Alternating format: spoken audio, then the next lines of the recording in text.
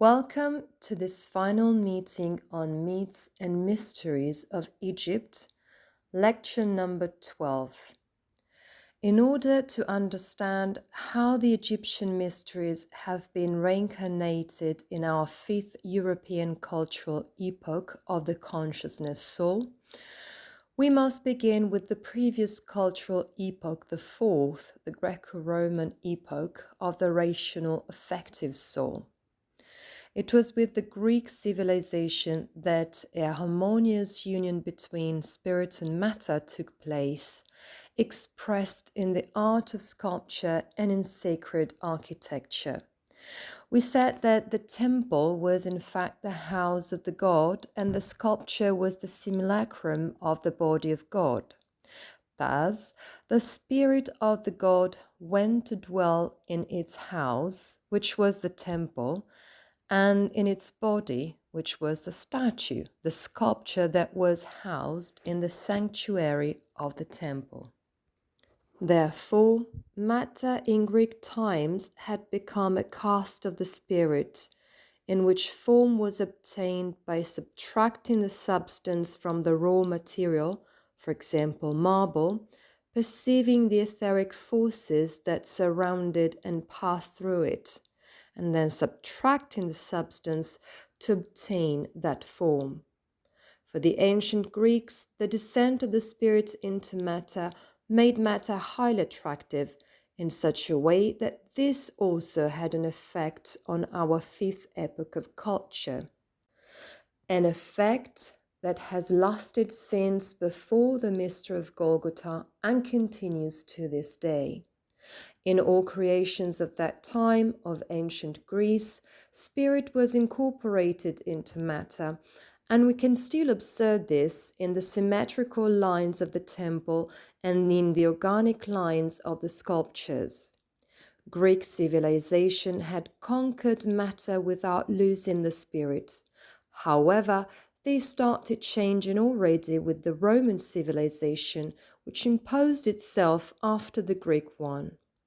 We can see how matter was increasingly conquered, but at the same time, contact with the spirit began to be lost. So there was a predominance of matter over spirit. With Roman civilization, personalism began, which is the prevalence of personality over spirit, as well as materialism, which is the prevalence of matter over spirit. A twofold aspect appears. On the one hand, personality, which prevails in individuals over the spirit, and therefore over the relationship with the divine, over devotion. On the other hand, materialism, by which material needs prevail over relationships with the divine in the spiritual world. We can call this a true mystery of materialism, or, in other words, the betrayal of the spirit. This is described in the Gospels by the story of Judas, who betrays Jesus Christ for 30 pieces of silver, and in turn, its consequences are described in what happens after the crucifixion. For example, in the Gospel of Mark, chapter 15, verse 24. They crucified him and divided his garments among themselves, casting lots for them. The division of the garments of Christ Jesus signifies the loss of the spiritual meaning of life, since the garments are the symbol of the etheric body purified by the forces of the sun. Similarly, casting lots, referring to the centurions playing dice under the cross, means entrusting to chance what is instead regulated by karma, by destiny. At that moment, with the dice, which are also part of the so-called Arma Christi, the instruments of the Passion, we can see them in this image at the foot of the cross, with the Roman centurions playing dice with Christ's garments. A thinking mode arises which will lead, in our fifth cultural epoch, to the birth of statistics and modern information technology. Algorithms are based on statistical calculations. This trajectory continues and amplifies in our fifth European cultural epoch, where personality and materialism increasingly prevail. Just look, for example, at the desperate attempt by the peoples of the world to discern among their political leaders someone who would be capable of governing in an appropriate manner. Instead, they end up, without exception, electing those who have a more pronounced personality and who, as a result, will do nothing but implement actions of power that, in fact, privilege that very aspect of their personality. Ultimately, our current culture is an oligarchy of personality and materialism. Therefore, everything that is done, even naively, believing that one is making a good choice, actually leads to an amplification of personality and materialism, and consequently of the power that these have over society. This is precisely an effect of the decline that occurred during the transition from the Greek to the Roman epochs, between the first and the second halves of the fourth cultural epoch. Obviously, the transition from Greek to Roman epochs took place gradually. In any case, this idea that the Greek epoch is the image of the harmonious union between spirit and matter derives from historic occurrences in our fifth epoch, when the European culture studying classical culture decides to bring back classical art in what is known as neoclassicism, which straddled the 18th and 19th centuries. Classical art is then imagined all shining with pure white marble. This image of the restoration of classicism between the 1700s and the 1800s is precisely the nostalgia for that balanced, harmonious relationship between spirit and matter. We see, however, how in neoclassicism, which of course is very beautiful and harmonious from an aesthetic point of view, but it's the 1700s, 1800s, and that component of being pervaded, we might say, by the spiritual is missing. In fact, only the aesthetic aspect remains, in general terms, and though certainly inspiring for the soul, at the same time it is lacking the devotional aspect, thus reducing neoclassicism to an architectural artistic movement only. The curious thing from this point of view, which may even make us smile, but obviously every age has its own dynamics, is that neoclassicism is inspired by a classicism that never existed, in the sense that everything we see of Greek and Roman ruins does not correspond to what they were originally. The marble was not left in its pure white color, everything was painted. So there was a multitude of colors everywhere, which the marble actually brought out because it gives a bright white base. So what neoclassicism would later imagine is in fact a non-realistic image of what Greek and Roman spirituality and aesthetics were. This is a side note, but it makes us understand that this idea of harmony remained even if the spiritual reality of the time, could no longer be grasped.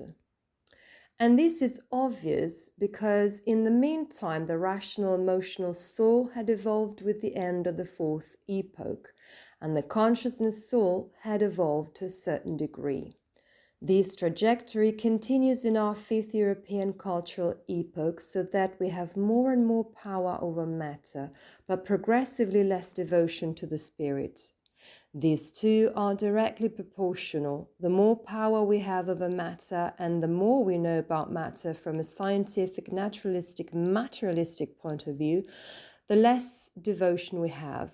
This is a huge conflict in our European culture of the consciousness soul. It is actually the great wound that we experience because in this way, the power we have gained over matter ends up possessing us. Because clearly this power with which we conquer matter, manipulate it, transform it, and subject it to our purposes, well, does not come without a price. Those processes that give us power over matter are given to us by spirits, and these spirits are the Ahrimanic spirits. Why do we lose devotion? Because these Ahrimanic spirits, through our conquest of matter, possess us. By putting material needs first, without the corresponding other pole in harmony with the spiritual needs of humanity, the Ahrimanic spirits cause us to stray further and further from devotion to the Spirit.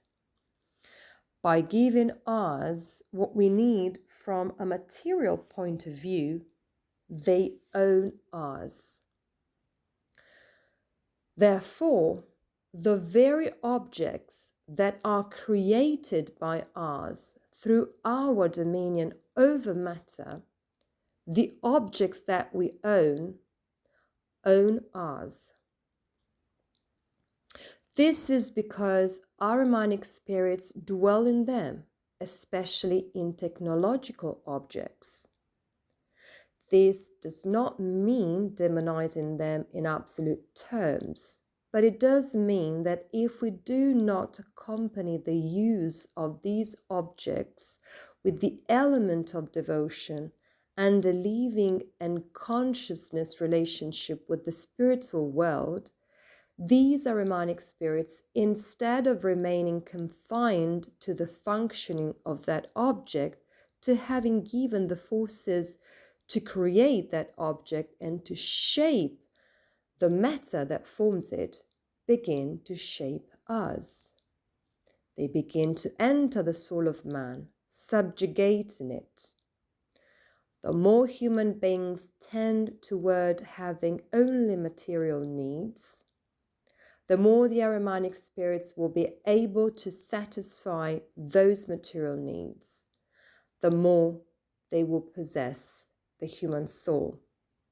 Therefore, if material needs are balanced with spiritual needs, then the Ahrimanic spirits must retreat, even if they continue to make everything that has been generated by the dominion of the forces of matter function.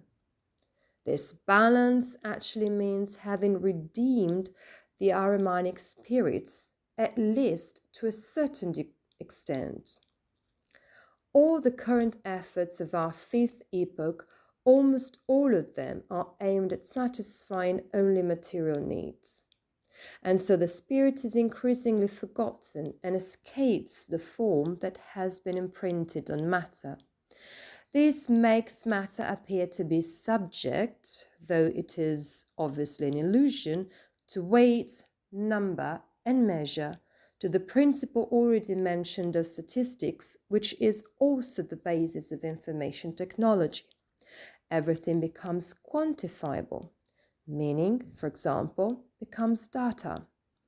But even though all of this is possible, like transforming meaning, for example, turning a text by Steiner into data, into sequences of numbers read by an application, sequences of strings of zeros and ones in binary code. At the same time, if human beings hold within themselves the search for spirit, they can give it new life. They can find spiritual meaning right there. But if humans do not have within themselves the seed of spiritual search, that meaning simply remains data that has been translated into binary code. And there the human factor is lost, and we pass into the subhuman, into the decline of the spiritual forces, which, thanks to God, to the Christ eye, can instead return to the spiritual worlds.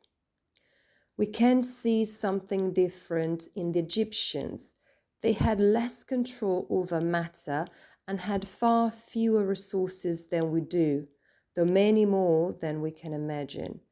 This, by the way, is true of all ancient peoples whom we believe to be primitive in an absolute sense, but in reality we are increasingly discovering that they were much more advanced than we can imagine. Obviously, though not as advanced as we are today. Just think of their relationship with raw materials. Today, there are raw materials that did not exist at the time. Think, for example, of plastic, this substance that can become anything and never breaks down, never gets recycled. So the Egyptians, despite having less mastery of matter, were able to experience the impulse towards the divine through their works. We see this in the great temples of Egyptian civilization. The entire civilization was aimed at bringing the world of the gods to earth, so that there would be direct representation of divine laws in the human world. Here we have an image of the pyramids corresponding to Orion's belt, the three pyramids of the Giza plateau, Cheops, Khephren, and Mycerinus. The gods were in turn memories of the experiences of the Lemurian era resurfacing in the souls of the Egyptian initiates, who experienced them directly during their initiation and learned to relate to and converse with the gods. On the other hand, the Egyptian people experienced the activity of the gods in their manifestation in nature through the perceptions of the senses, because, let us remember, in the third cultural epoch, the Egyptians contributed to the formation and maturation of the sentient soul that was being formed, just as we today are contributing to the formation of the consciousness soul that is being formed. How it is formed is our responsibility. The Egyptians, therefore, despite having more modest means of dominating matter, were able to rise to the height of spiritual life. This was because there was still, we might say, harmony between everything that was the domain of matter and their inner evolution, the evolution of their soul. The forces living in their souls were commensurate with the forces dominating matter, whereas today we have enormous forces to dominate matter, but we have developed, we might say, a minimal morality to understand the meaning and consequences that the dominion over matter entails. Whereas the Egyptians still knew exactly what the consequences of the dominion of matter were and were able to raise to the divinity this liturgy, which we can call magical and initiatory. What do we do today instead? We raise a liturgy that we could say has a counter-initiatory and magical component, in the black sense, to the Ahrimanic spirits. In fact, it is precisely because materialistic civilization does not consider the existence of the spirit that these spirits of obstacle can easily feast on our souls, so to speak, abound in their possession of the human soul. So the best way to allow evil to dominate man is to deny its existence. The Egyptians, as we have seen, could see how the kingdoms of nature were connected occultly with human beings, so as to discover their healing powers. Medicine was an art sacred to the gods, so much so that doctors were initiates. Why was all this possible?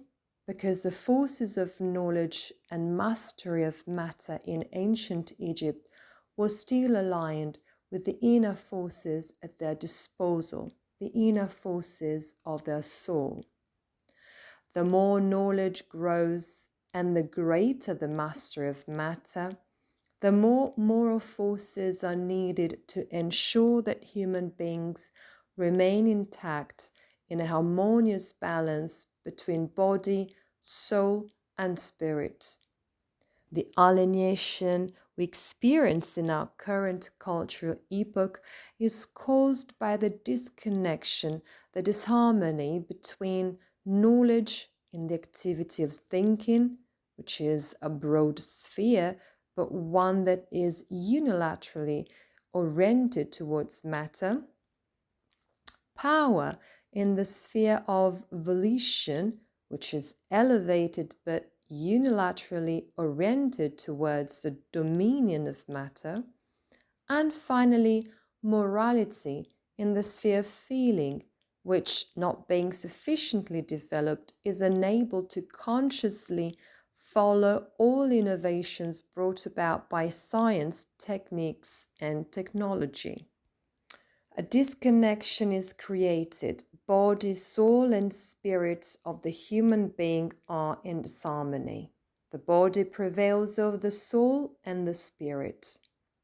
In this way, since the higher human I, which is solar, lives in the heart, in the sphere of feeling, in the rhythmic sphere, in the unconscious depth of the human being, it feels alienated from the reality that science, techniques, and technology are gradually creating.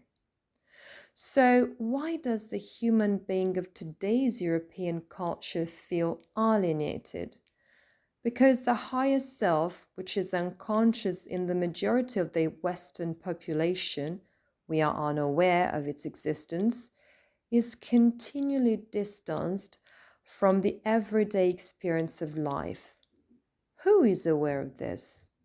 Those who long to set out on an initiatory path where then one understands that it is because the higher self cannot live directly in everyday life that one feels alienated.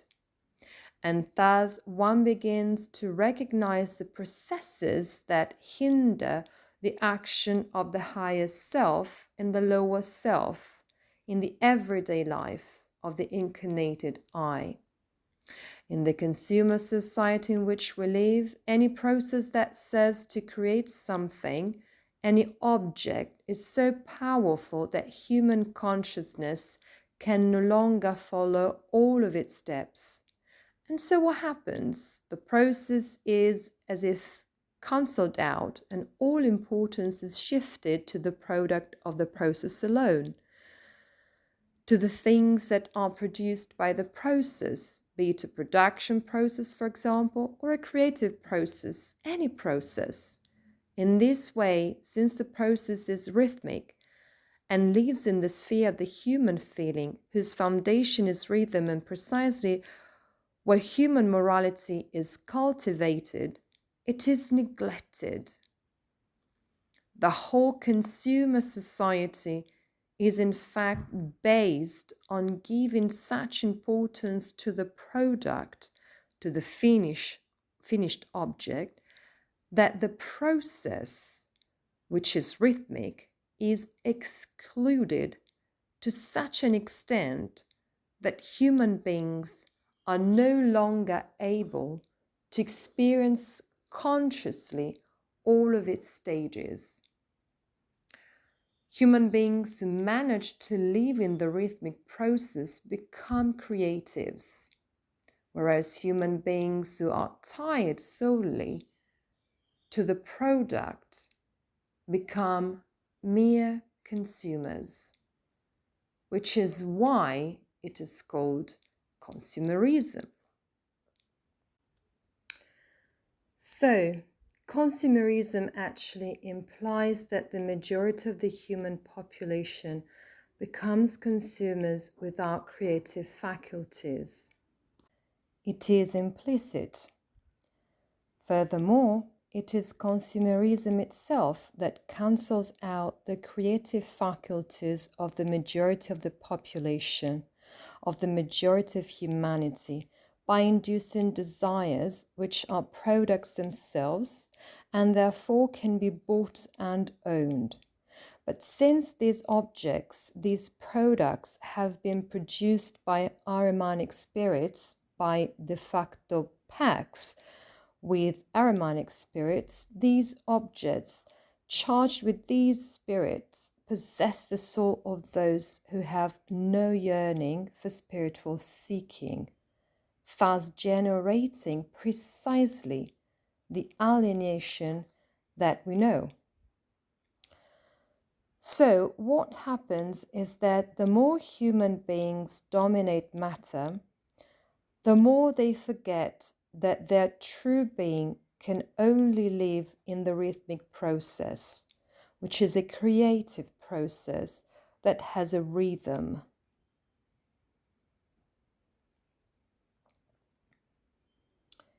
In this way, after the Greek civilization and with the advance of Roman civilization, the spirit became a slave to matter and thus descended below matter.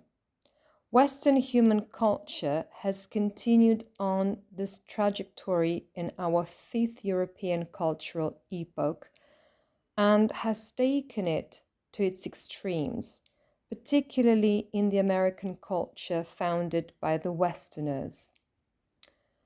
So we are not talking about the America of the Native Americans, clearly, nor of the Americas of the original populations of Mesoamerica and South America. We are talking about modern Americans, let's say the union of those European peoples who emigrated to the Americas and in particular to North America. There, given the forces at work in America, which are forces of extremization of the double, this process, as you well understand, where the spirit becomes a slave to matter, can only increase exponentially. Together with the cult of personality, which began with Rome, with Roman civilization.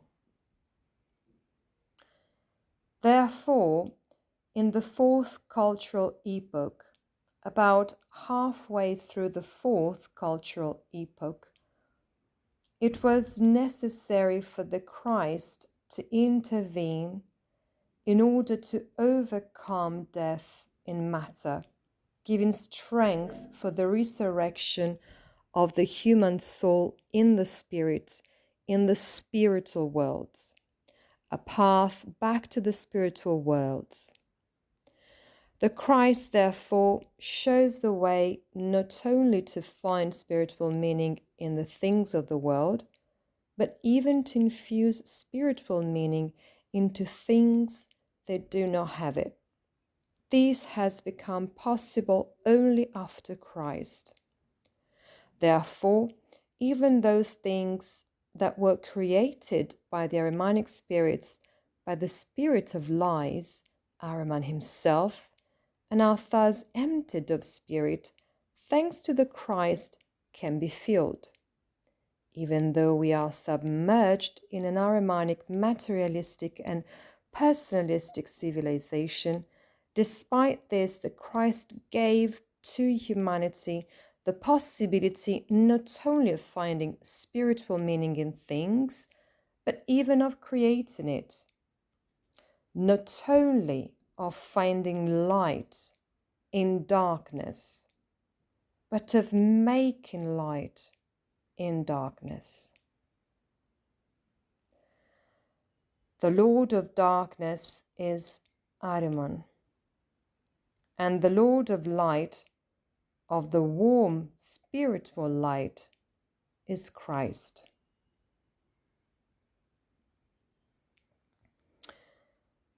So,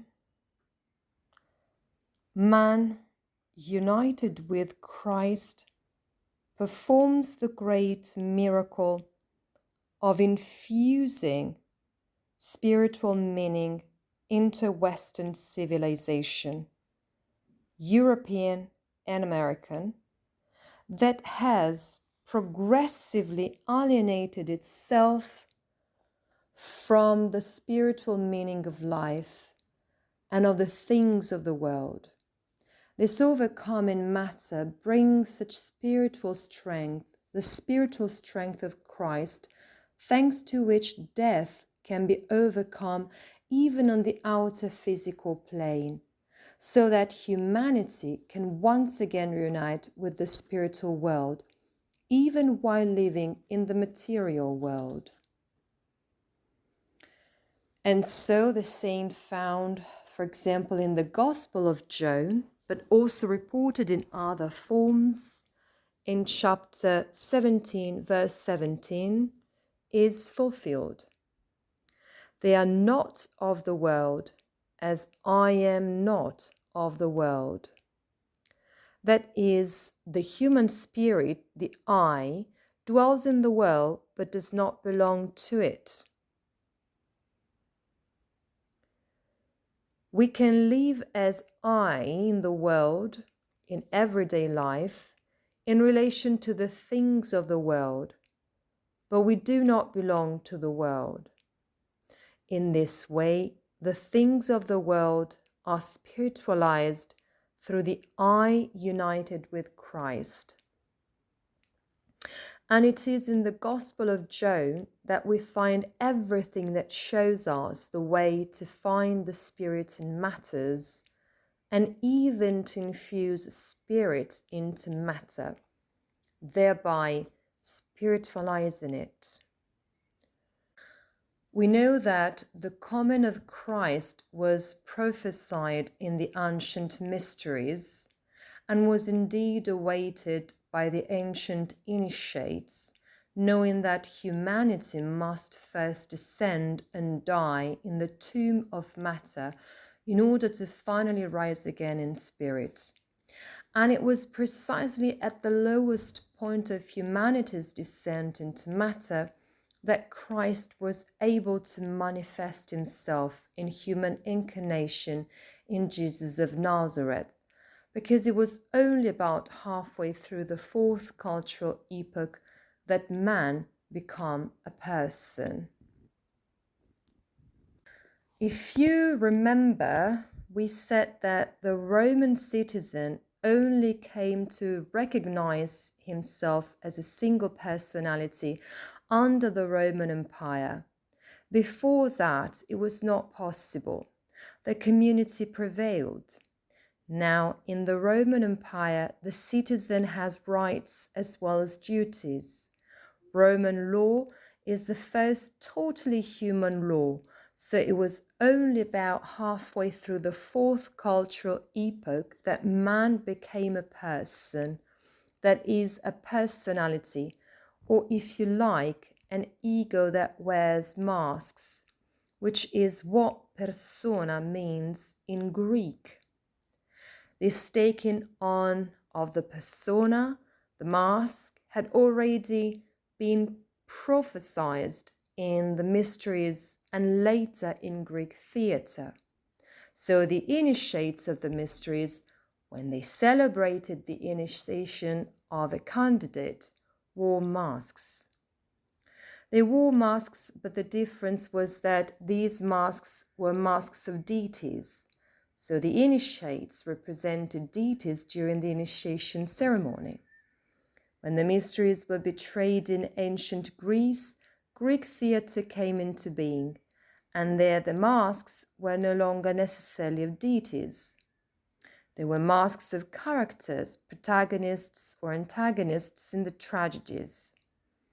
This masking process was finally completed in the Roman Empire, when personality manifests in the citizens of the Roman Empire. Thus, why did the Christ incarnate in the middle of the fourth cultural epoch? Because God, the Christ, could then take on the persona of Jesus of Nazareth, and in doing so, he was able to complete that great evolutionary process whereby humanity, as you remember, was supposed to progressively take on what was called, in an occult sense, the countenance of man. This is why Christ, as a God, takes on a human face, because this is the completion of the great meditation that was imparted in the mysteries of Atlantis, the meditation on the countenance of man. It becomes an external reality, not just one of the mysteries. The great meditation that was imparted in the mysteries of Atlantis on the countenance of man to enable man, who still had animal features, to take on the face of man, so for the Taurus man, the Leo man, and the Eagle man, was finally completed in the middle of the fourth Greco-Roman epoch with the incarnation of the Christ in Jesus of Nazareth, at the baptism in the Jordan at the age of 30. On the one hand, we have the evolutionary aspect, Christ entering into the persona of Jesus of Nazareth, who therefore has his own personality. And on the other hand, as a counter-image, we have the cult of the Caesars in Rome, who are deified personalities.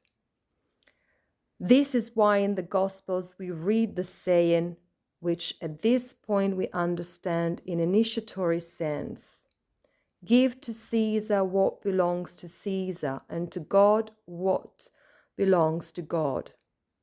That is, give to the outer personality what belongs to the outer personality, and do not consider it divine, because it is only when the Christ enters into Jesus of Nazareth that the personality can become divine through spiritualization, but not that of the Caesars, who believed themselves to be divinities.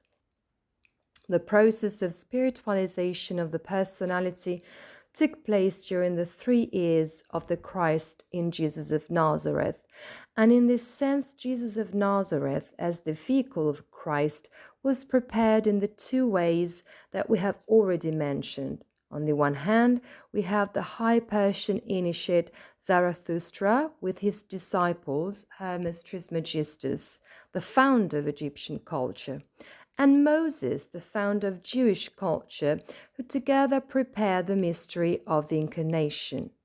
This is the line described in the Gospel of Matthew.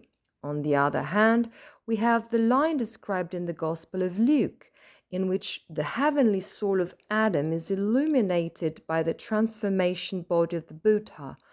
These 2 lines are also called royal line, that of the Gospel of Matthew, and the priestly line, that of the Gospel of Luke. In order that Christ could incarnate in the personality of Jesus of Nazareth down to the bones of the body of Jesus of Nazareth, therefore, in the personality and bones of a human body, both the personality and the body had to be purified and prepared to the highest degree to receive this powerful impulse of the Spirit of the Son God.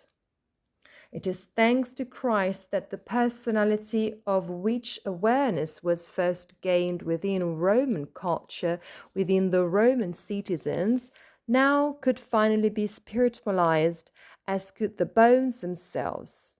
Do you remember? It was said, "Not a bone of him shall be broken."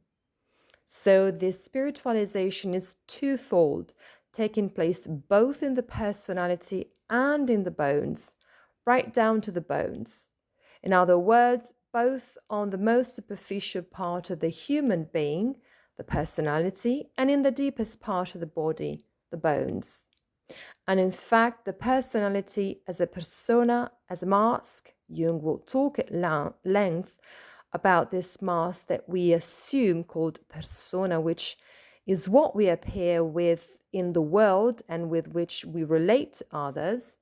The personality is to the soul as the bones are to the body.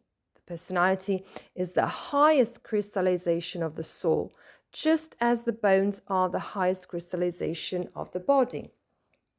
So Christ, the soul of God, incarnated himself in human corporeality, right down to the personality and the bones of the physical body, in order to spiritualize and raise man back up to spiritual heights. We can say both in his foundation, which is structural, the bones, and in the way in which he appears to the world, the personality. Personality and bones are a polarity. Here then is how the third Egyptian Chaldean culture epoch of Taurus and the sentient soul is reflected in the current fifth European cultural epoch of Pisces and the consciousness soul, passing through the middle of the fourth cultural epoch of Aries and the rational affective soul. In the first line of this diagram, you see how the Egyptian Chaldean civilization is reflected in our present time civilization through the Greco-Roman civilization.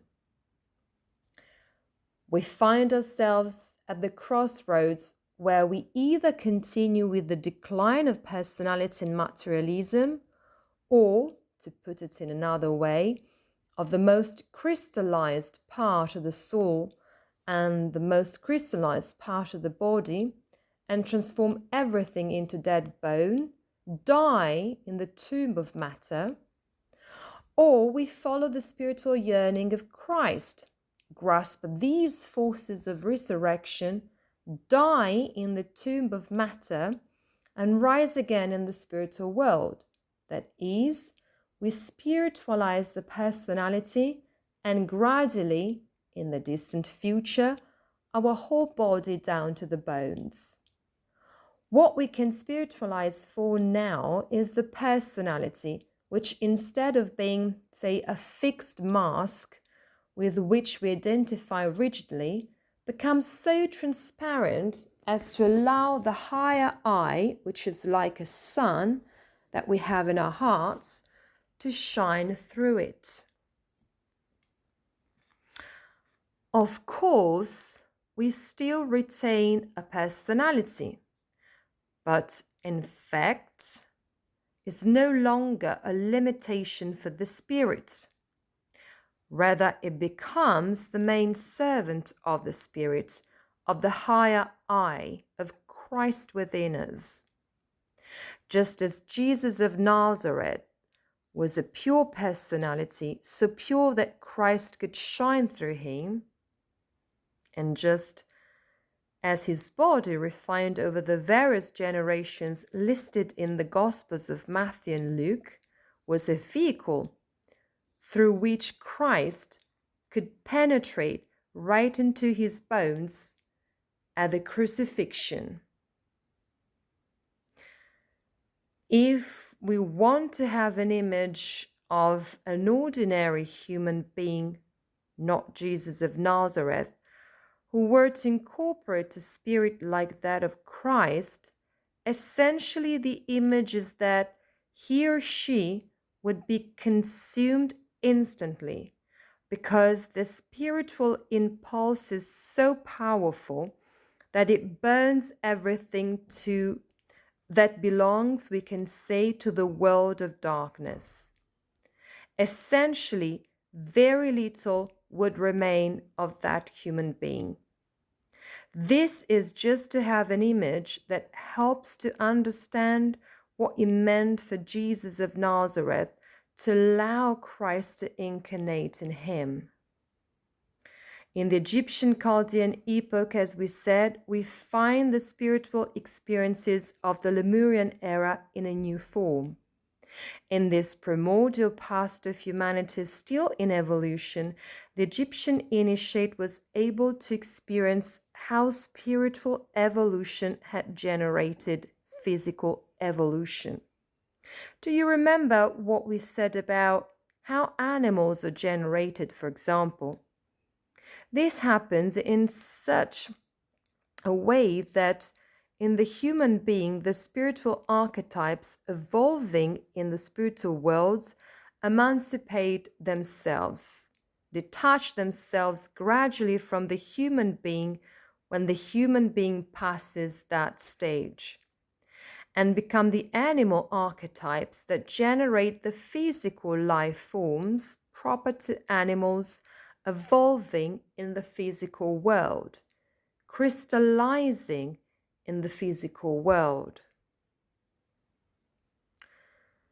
From this point of view, we can say that the relationship between humans and animals is, in a certain sense, the same as that between the spirit, the I, and the personality, bearing in mind that animals sacrifice themselves by crystallizing into these early forms in order for the human being to be a human being, for human beings to be suitable for incarnating the I. Human beings originate from a condition of group soul that is largely maintained by animals, which we find in a primordial sense in the so-called, in Hebrew, Hayot HaKodesh, which are the holy living creatures or the apocalyptic animals, the four holy living creatures, the bull, the lion, the eagle, and the countenance of man. Thus, the archetypes of the animals gradually detach themselves from the man-animal, and in doing so, the human body evolved more and more, first taking on the group soul and subsequently an individual I.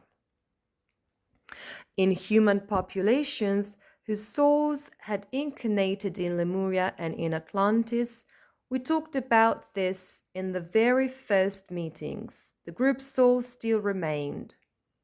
We said, for example, that the souls that were incarnated in Lemuria reincarnated in all those peoples who lived originally in the south of the world. Think, for example, of the Australian Aborigines. We can say that all originally animistic cultures are in fact souls who had experienced Lemuria, where man was a natural magician, indeed born with everything necessary for his existence.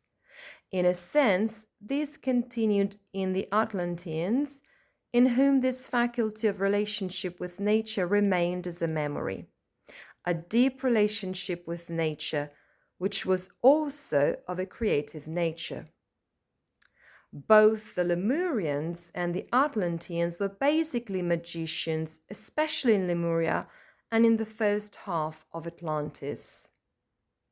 For all of this Lemurian Atlantean lineage, and for all the peoples whose souls in fact had in incarnation these powerful experiences resurfacing in their souls from Lemuria and Atlantis, the individual was not yet important.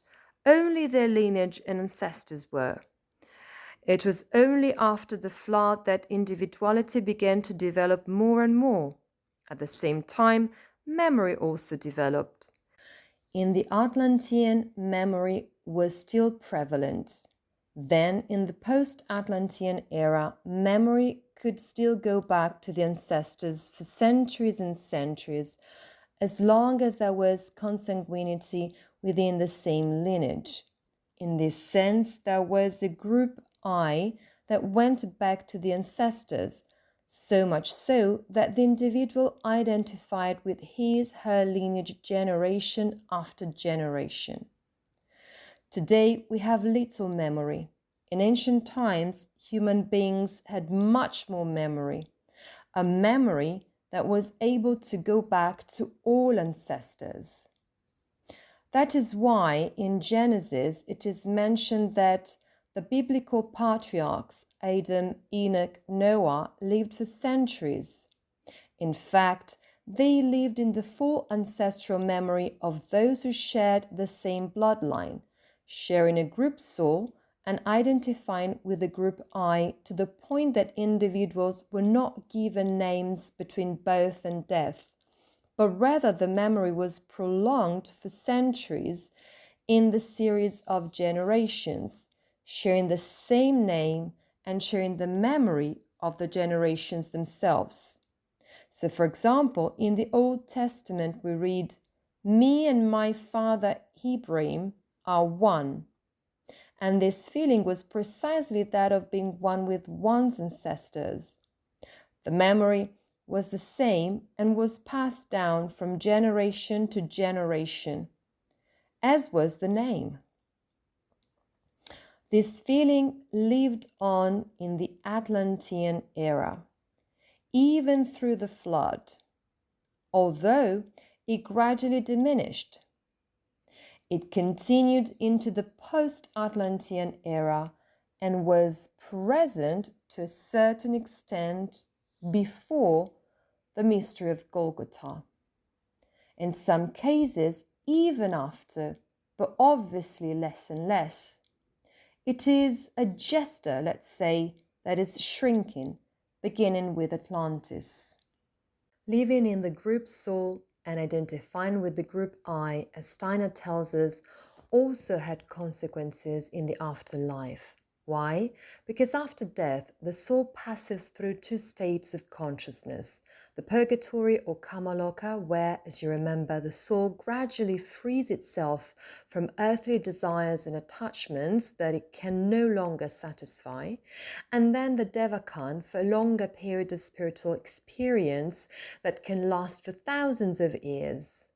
The higher devakan is initially the solar sphere, and then there's a higher devakan of the celestial spheres above the Sun, Mars, Jupiter, and Saturn, and then there is the descent back into incarnation. This process of ascent from purgatory to paradise, or if you like, from Kamaloka to Devakan, is influenced by the impulse of Christ. His deeds in humanity also changed the relationship with the afterlife. We have already seen this in other ways. Before Christ, the soul was not only linked to the life just past, but also to the entire lineage of ancestors, and therefore felt part of this lineage of ancestors. When it passed the threshold, it had to retrace its entire genealogical line, and this experience was known as the path to the fathers, which preceded the access to the spiritual worlds, to the Devakan, also called the path to the gods. So, what happens as Christ works in humanity?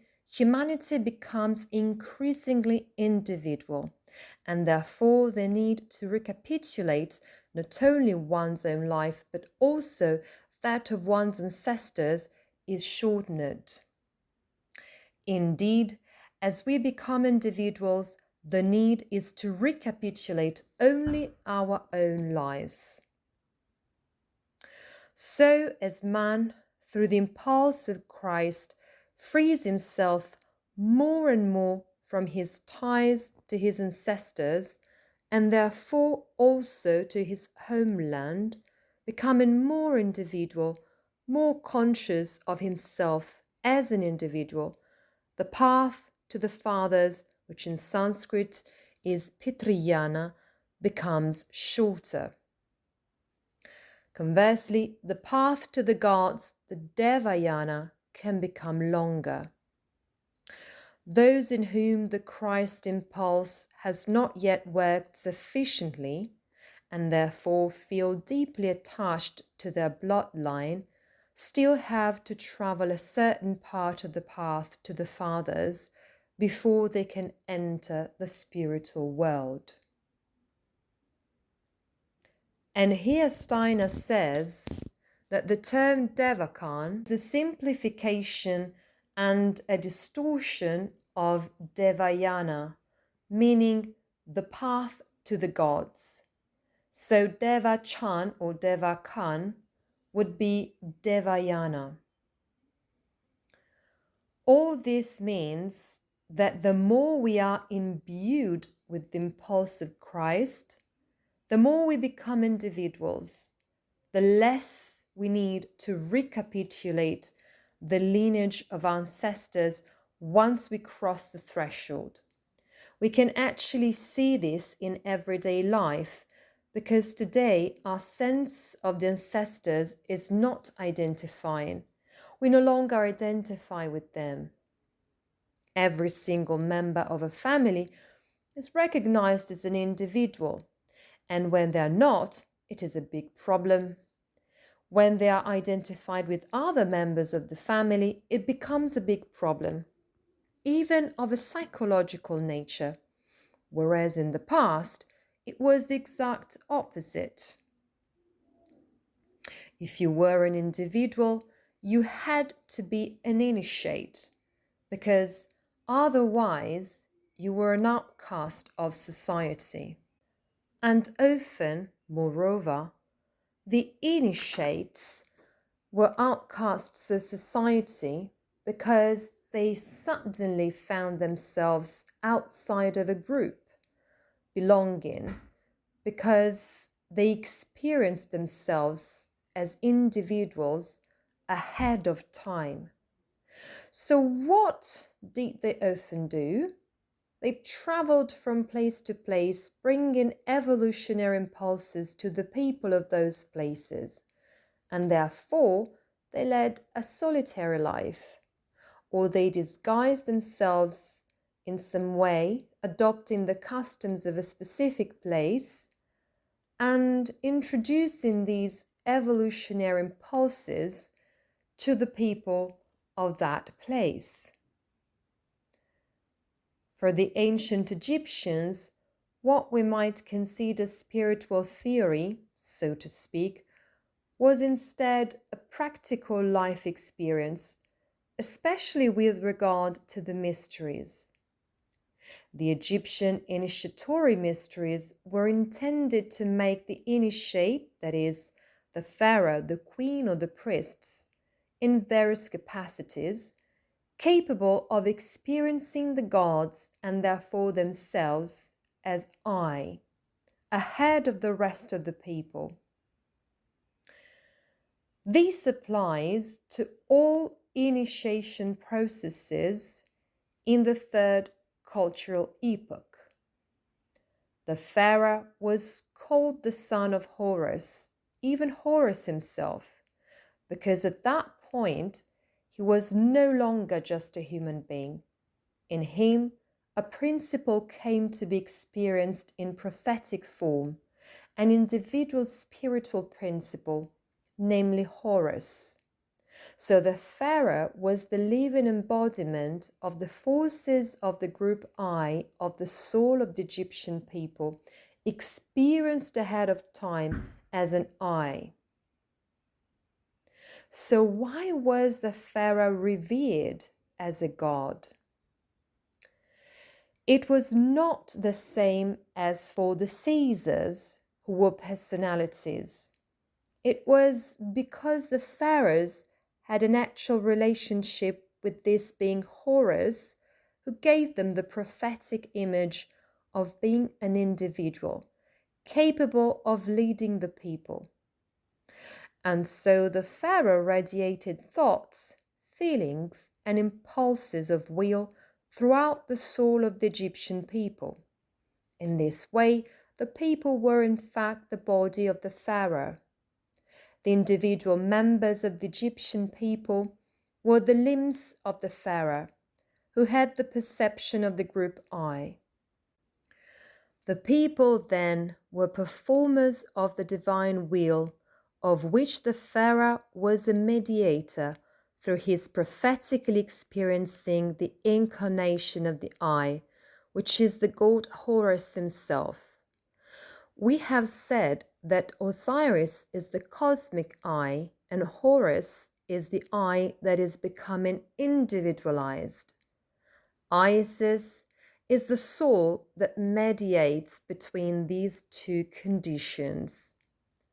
The queen played a similar role as representative of the group's soul, of those feelings that bound the Egyptian people to nature and to the land of Egypt.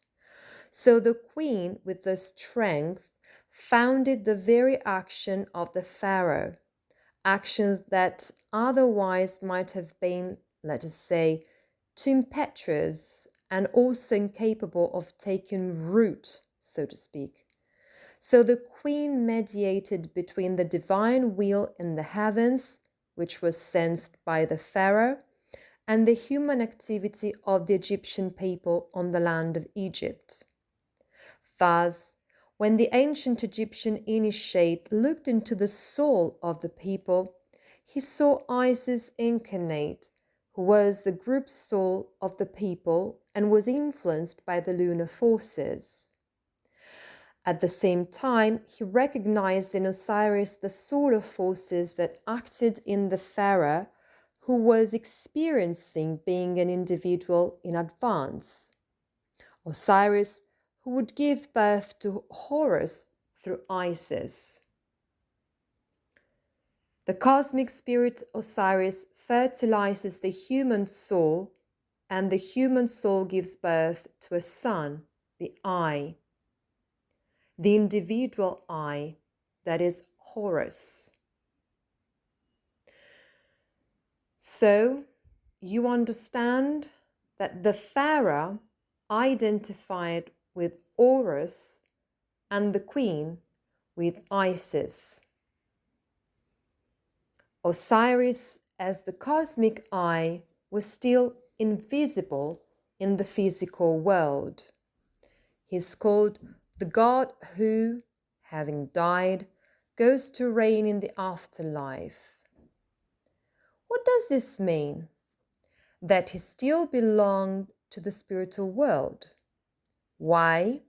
Because the I had yet to incarnate completely, and it would only do so at the time of the Christ Jesus.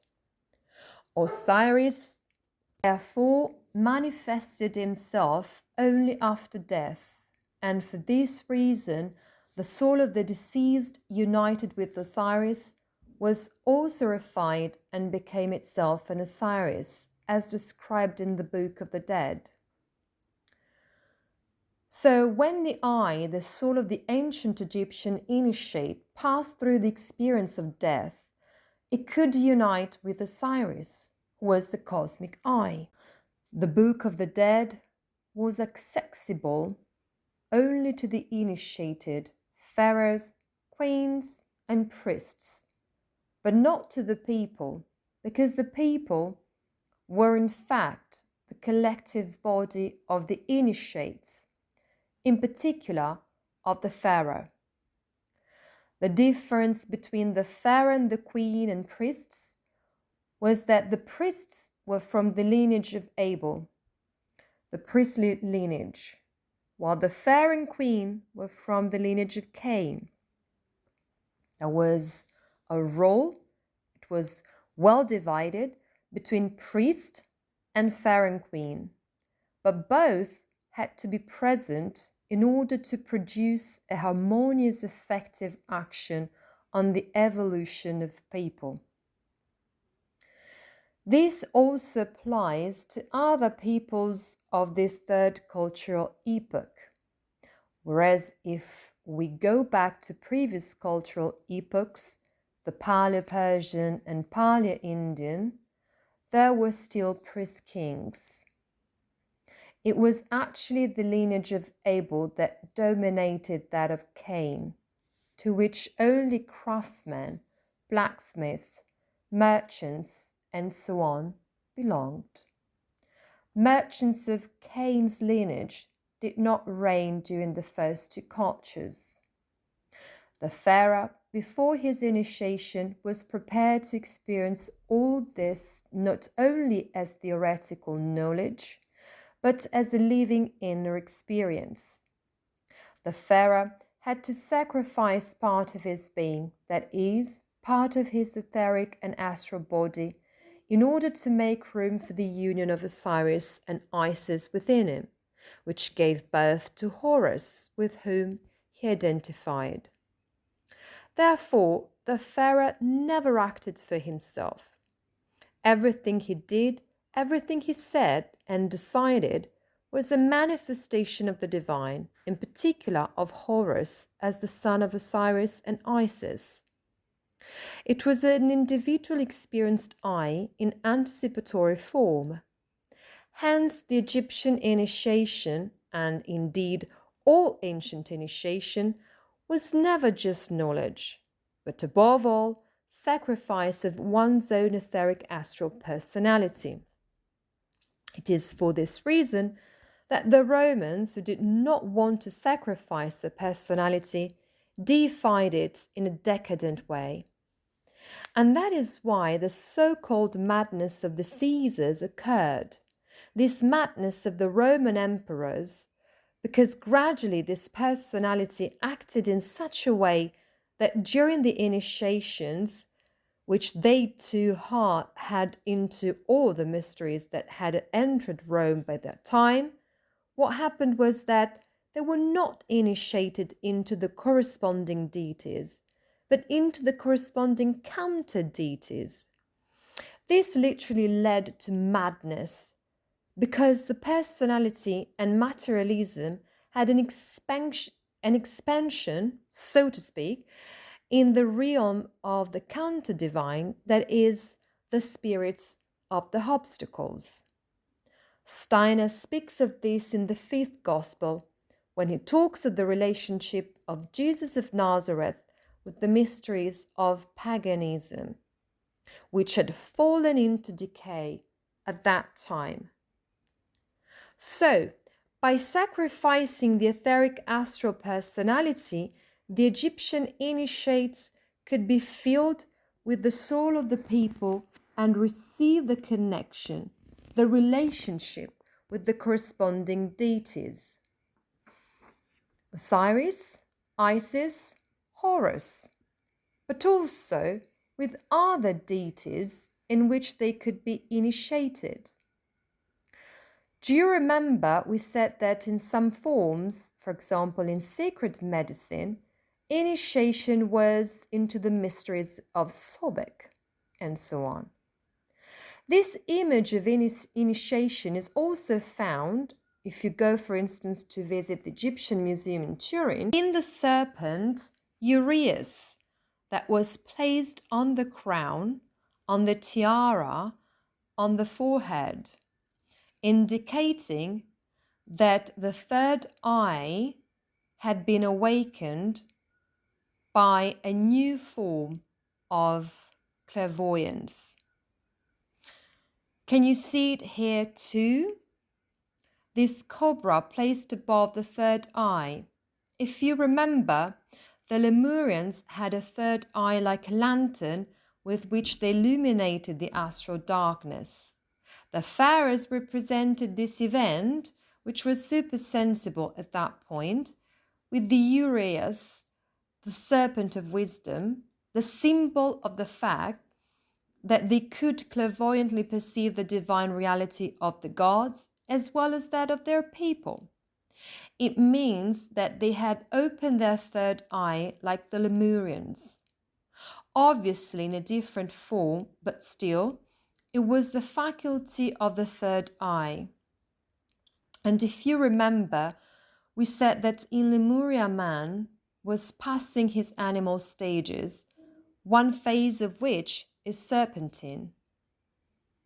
That is why it is represented here as this sort of snake, this cobra that comes out and opens into a third eye. The opening of the cobra's collar is like an eye that opens vertically and says, I can see into the supersensible worlds and converse with the gods. This is an image of Hermes Trismegistus.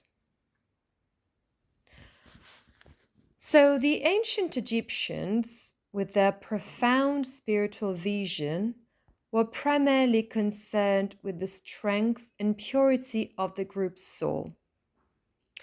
It was not so much blood ties that were important, rather the spiritual heritage that had been passed down to them by Hermes Trismegistus. and the series of initiates who came after him. The magic that had been introduced by Hermes Trismegistus as the founder of Egyptian civilization itself. This was, in fact, an initiatory spiritual heritage that was also judged after death in the judgment before the 42 terrible judges of the kingdom of the dead, described in the Book of the Dead.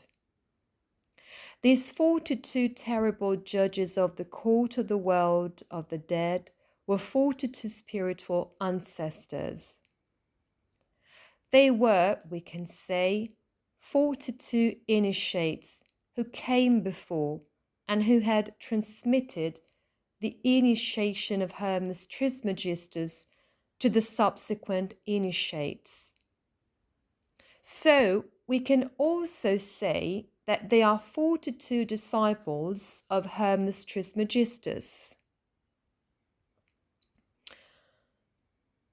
What the ancient Egyptian initiate had to do was to prove that he had assimilated this initiation, that he had actually embodied it in his life as an experience, that the initiation of Hermeticism had been lived in their lives, in all their actions, which were of a sacred nature.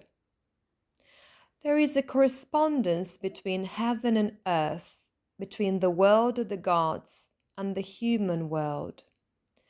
We are talking about a true magical theocracy from this point of view. The teaching of the Egyptian mysteries was never an abstract doctrine, but a practical guide for life, as well as for the post-mortem time with the Book of the Dead.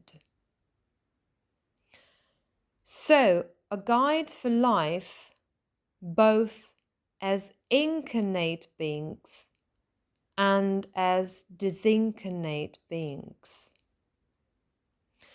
At the time, human beings were becoming increasingly immersed in the physical world. Remember that the Egyptians began to develop an attraction to physical perceptions in nature. It was pleasant to be in nature. One perceived the harmony that nature has as a manifestation of the divine, as an encounter with the goddess Isis. In any case, one had to refer to these 42 initiates who were their spiritual ancestors. Therefore, one continued to practice this magical initiatory cult in everyday life. We know that the souls of the current fifth cultural epoch are the reincarnation of those of the ancient Egyptians.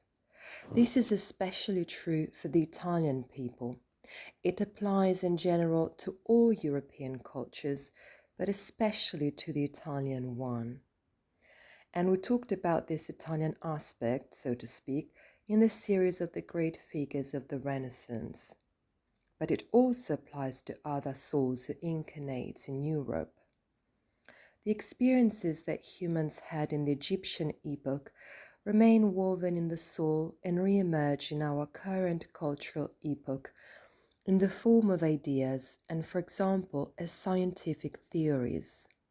In some cases, in artistic sensibilities, as we saw in the Renaissance, and in other ways, in the then nascent science. For example, the Egyptians' deep interest in the physical plane is transformed in our epoch today in the materialistic view of the world. The practice of mummification, whose meaning we have explained as a means of returning to earth in the Egyptian people, a signpost, is at the root of our attachment to matter, which today manifests in the idea of achieving physical immortality. of being able to live forever in this physical body with this personality.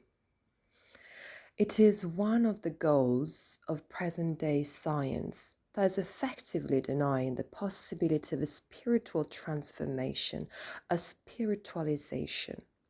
The goal is to preserve the personality and the physical body, precisely those two poles on which Christ worked for spiritualization, for the spiritualization of the personality and the spiritualization of the body down to the bones.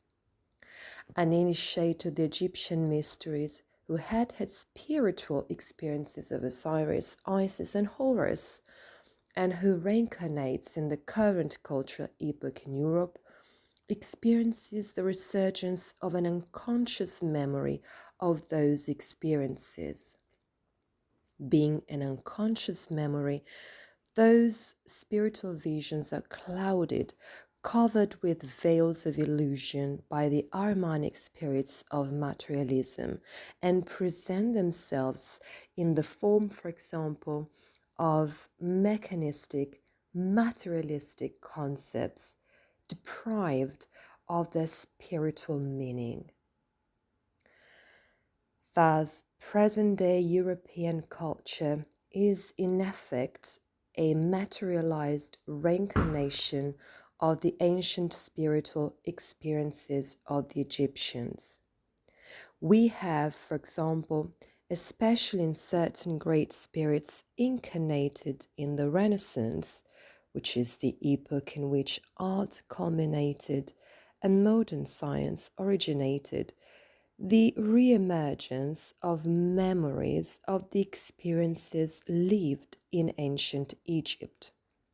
For example, we have the soul of Copernicus, who, with his heliocentric model of the universe, reworked in the form of astronomical science what he experienced spiritually in ancient Egypt.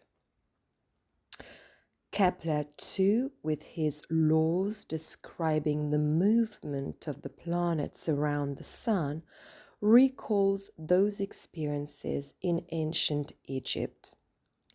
Kepler himself declares this is his declaration, as reported by Steiner, having stolen the golden vessels of the Egyptians to build a temple to God. That is, having transformed ancient spiritual experiences of Egyptian initiation into a new Christianized form, also because, in fact, this remains a spiritual vision despite being the transformation from the geocentric to the heliocentric system. This spiritual character was subsequently lost. The same applies in the field of medicine to Paracelsus, who rejected the official academic knowledge of the time and instead drew for his medical practice from the knowledge he gained from his direct experiences with the different peoples of the Mediterranean Europe, whom he encountered on his many travels, as well as from ancient folk traditions. It is said that he was the last one to meet the wild men, who were survivors of, let's say, humanoids from a previous era, the Atlantean era. They gave him the knowledge of the elementary beings, and Paracelsus wrote a naturalistic treatise, so to speak, or if you like, supernaturalistic, on the elementary beings, describing them and putting into writing a tradition that until then had only been oral. He considered the Bible, especially the New Testament and the Gospels, to be a source of medical wisdom, precisely because he recognized in them the mysteries of ancient Egypt, transfigured through the action of the Christ. Therefore, Paracelsus' medicine, very much based on Egyptian medicine in particular, is in fact a reincarnation of Egyptian sacred medicine, now combined with the impulse of Christ. And Paracelsus himself was aware of this. For example, what we call the etheric body, Paracelsus calls the mumia, referring to the magical practices of embalming that were practiced in Egypt. Why the mummy? Because it maintains the form of the physical body, which is like a mummy. The etheric body maintains the physical body alive and in its form through its formative forces, just as the Egyptians kept the form of the mummies through embalming. If we look at the present European culture from the point of view of the reincarnation of the Egyptian mysteries, we also understand how it can be spiritualized today. Thus, the ancient spiritual impulses of all previous cultural epochs and even of previous eras, such as Atlantis and Lemuria, do not have to be rejected or forgotten, but must be revived by renewing them in the consciousness soul permeated by Christ. So, it must not be a reproposal of the same thing, but to live in understanding in the consciousness soul of what was. Just as in ancient times before Christ, there were cults, sacred places and relics which continued after Christ until the 13th century. Everything that was sacred places, cults, rituals, as well as the relics themselves after Christ, and also objects of power that existed before Christ, all these experiences gave man spiritual awakening. Now, in the epoch of the consciousness soul, it is we who give spiritual awakening to places, cults, objects. This is our task.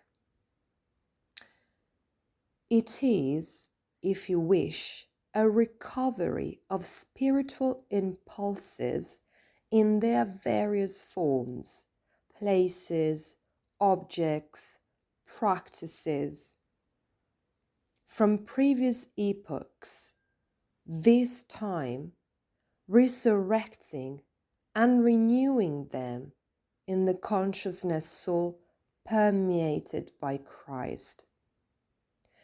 If this is not done, the Ahrimanic spirits of materialism will appropriate them and make them materialistic.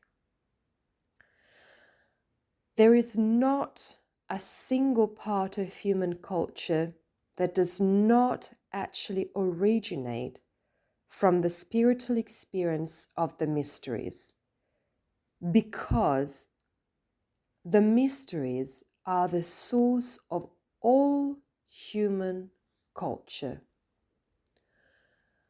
Only we do not realize it. In the mysteries, what we call art, religion, and science were one. Instead, for us today, they are three separate branches of culture, so to speak. Today, we have the task of no longer waiting for art, religion, and science to give a spiritual awakening. It is up to us to go out into the world and resurrect art, religion, and science from materialism, thanks to the Christ.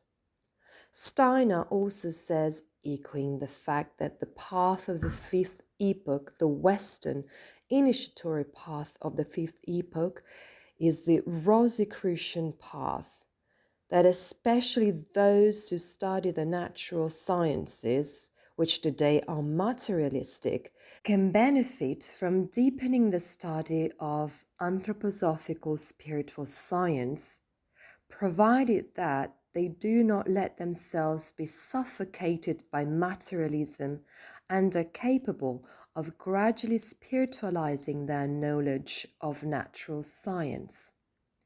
Today, and even more so in Steiner's time, the knowledge of the ancients was ridiculed.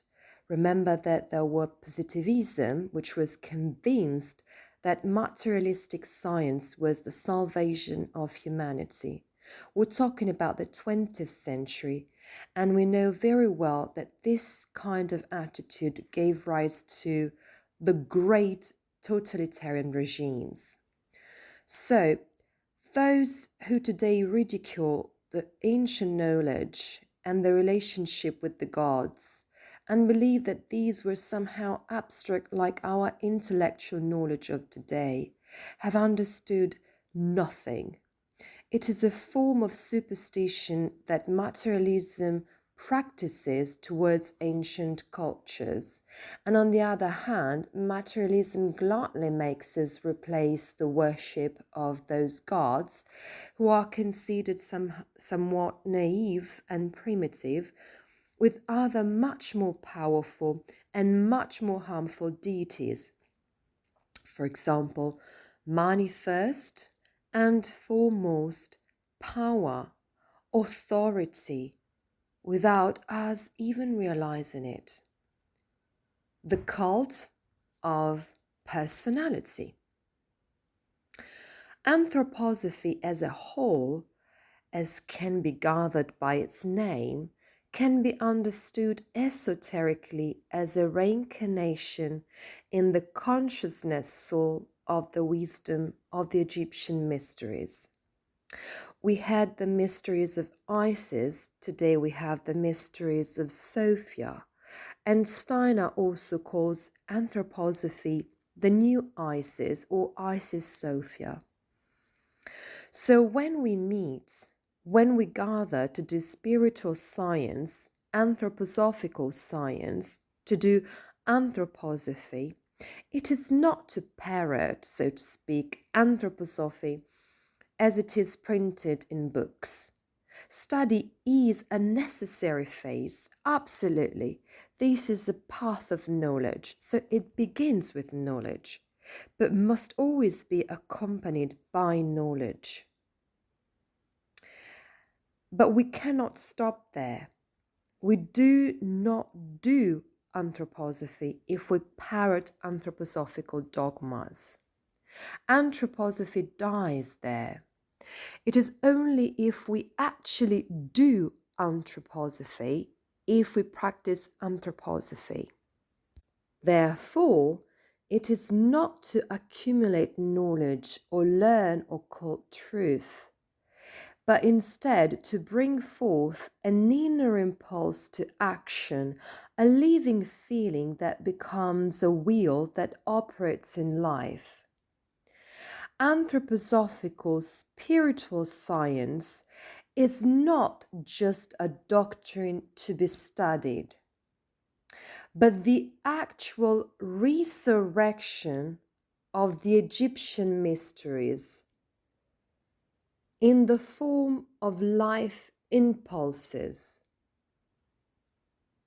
that can transform everyday life, which is immersed in materialism and can finally be spiritualized. It is a real force, not just a body of knowledge.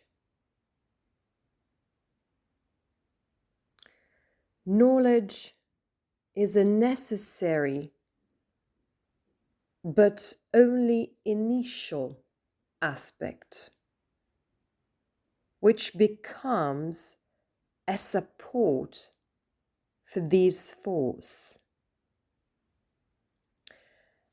But anthroposophy must be perceived as a force that is renewed and expanded every time we come together to do anthroposophy.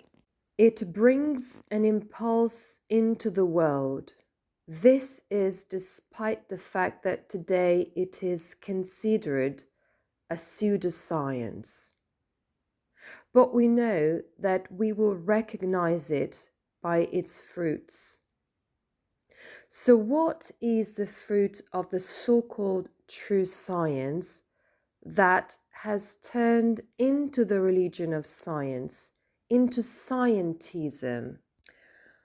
Well, there are various aspects that seriously undermine the freedom of the individual, for example, alongside many aspects of the science that dominates matter has clearly given us. This is not a rejection of all that. Rather, it is stating the fact that it must be spiritualized. It must be accompanied by an inner moral and spiritual evolution, so that it can be useful to human life by bearing good fruit. Otherwise, it will bear poison fruit. Steiner gives an image here, saying that something similar happened in ancient Rome, because early Christians were despised and persecuted and considered outcasts and subversives of the Roman Empire. The Roman elite, he gives this image, sat in the circuses and watched the killing of Christians as a spectacle. Incense was burned to mask the smell of the bodies. We are a long way from the incense that is burned in temples in honor of the deity.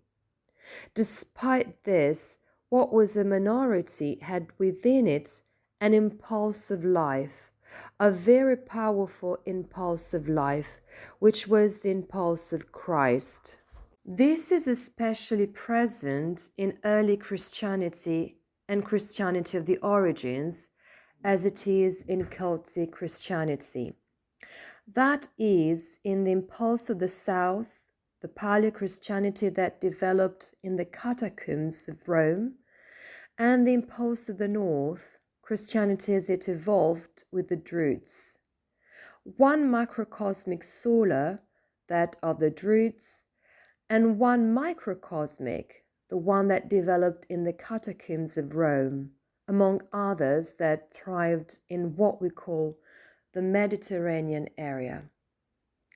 So this group of rejected, despised ancient Christians who lived hidden in the catacombs were the ones who no one would have imagined would bring about spiritual renewal when, for example, in the time of Hadrian and Antinos, humanity had lost faith in the gods. We talked about this in great detail in Roma Amor, our trip to Rome.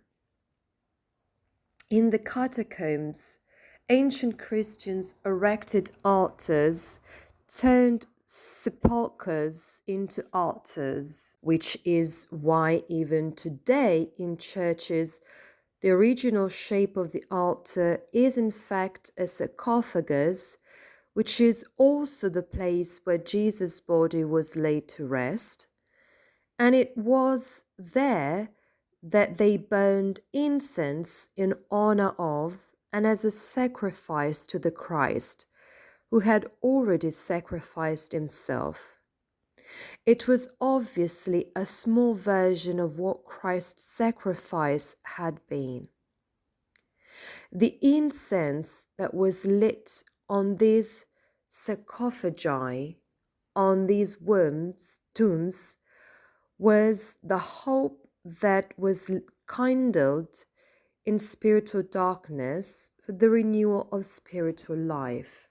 Therefore, just as Christ, in his 3.5 days in which he experienced death through Jesus of Nazareth, visited the kingdom of the dead and then rose again triumphant over death itself, in the same way the early Christians lived in the catacombs and finally, indeed, the resurrection of Christianity took place from the catacombs into the world, the Roman Empire and the European Mediterranean world, and spread from there throughout the world.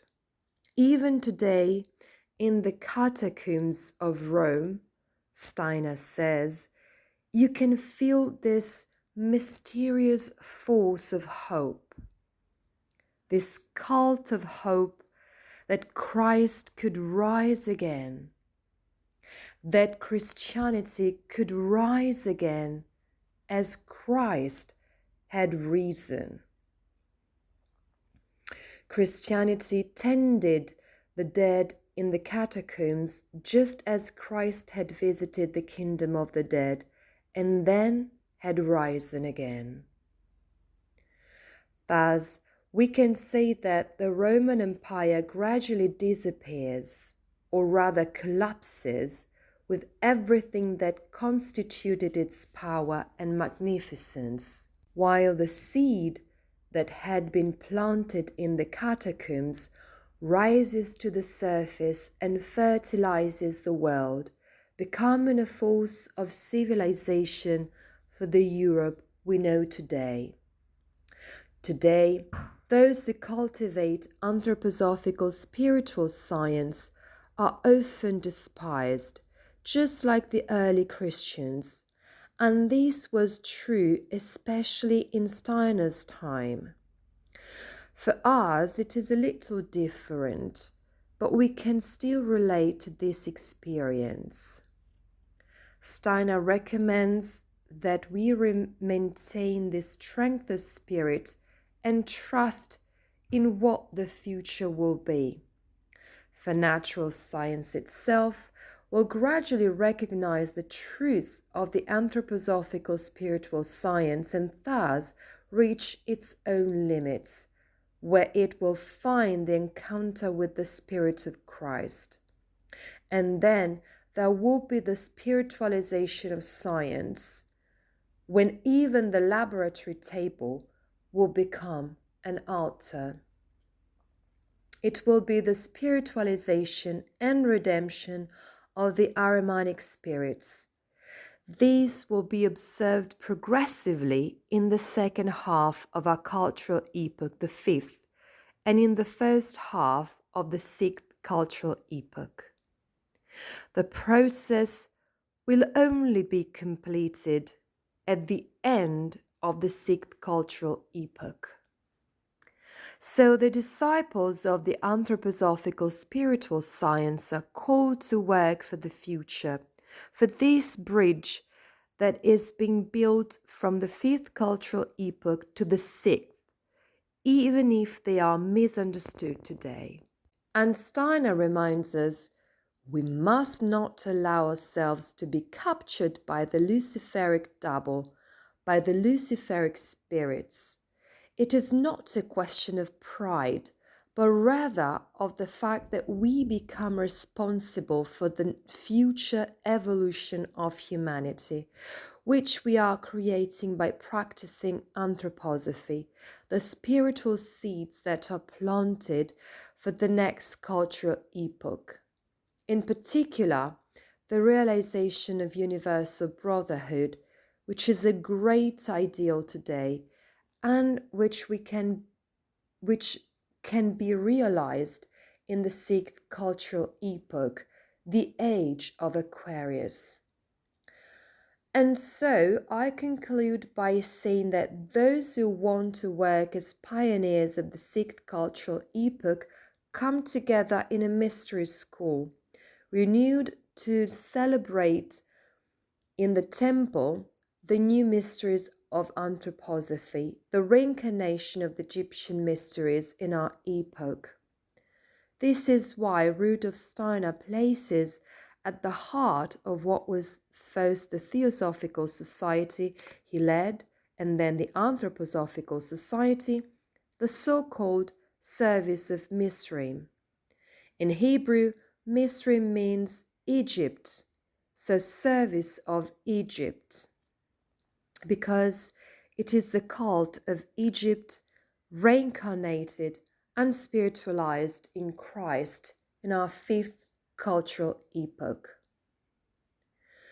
With this, I thank you for your attention. We have thus concluded Myth and Mysteries of Ancient Egypt.